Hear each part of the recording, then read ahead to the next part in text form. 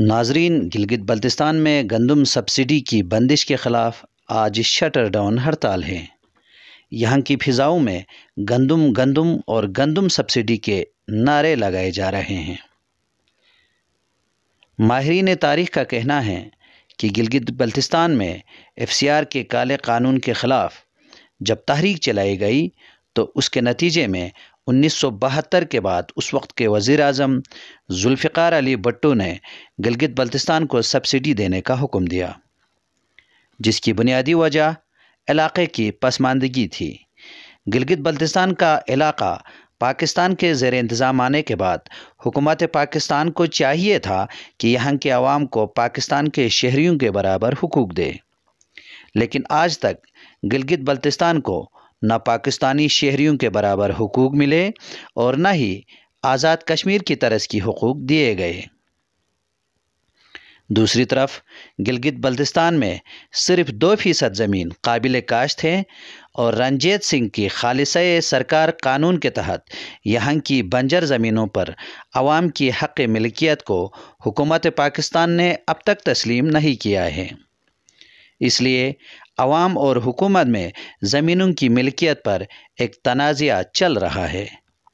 ان صورتحال میں غذائی اجناس کی قلت پیدا ہونا فطری بات، باوجود گندم سبسڈی کو بھی ختم کرنے کی کوششوں نے یہاں پورا گلگت بلتستان سراپا احتجاج ہے۔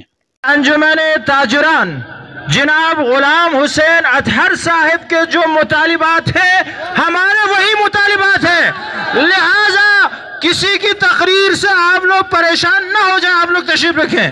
بر محمد وعلی محمد بلند الصلوات، ہر کسی کا موقف بھلے بیان کرے، لیکن ہماری حتمی بات وہی ہوگی جو غلام حسین اطہر کریں گے۔ میرا اگر بات کوئی کسی کو برا لگے تو میں معذرت خواہ ہوں۔ آپ نیچے بیٹھے، برائے مہربانی آپ لوگوں کے جذبات کا میں قدر کرتا ہوں، یہ زندہ قوموں کی نشانی ہے، ٹھیک ہے جی۔ آپ باشعور قوم ہیں، آپ ماشاءاللہ باشعور قوم ہیں۔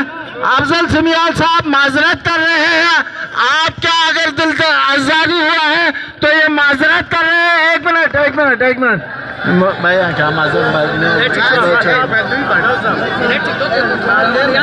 سب کچھ ہی نا، نون لیگ تو ادھر سے فرار ہے، نون لیگ فرار ہے۔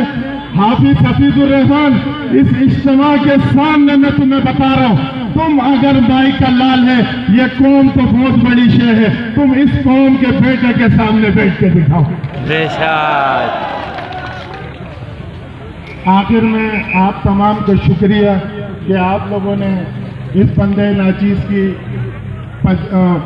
حوصلہ افزائی کی۔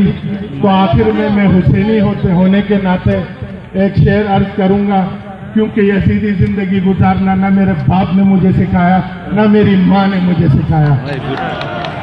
جب بھی کبھی ضمیر کا سودا ہو دوستو، جب بھی کبھی ضمیر کا سودا ہو دوستو، قائم رہو حسین کے انکار کی طرح۔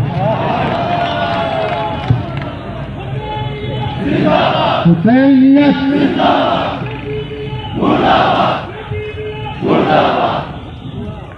مقررین سے گزارش کی جاتی ہے کہ وقت کے دامن میں کمی ہے، وقت کا خیال رکھیں۔ اور دوسرا آج جو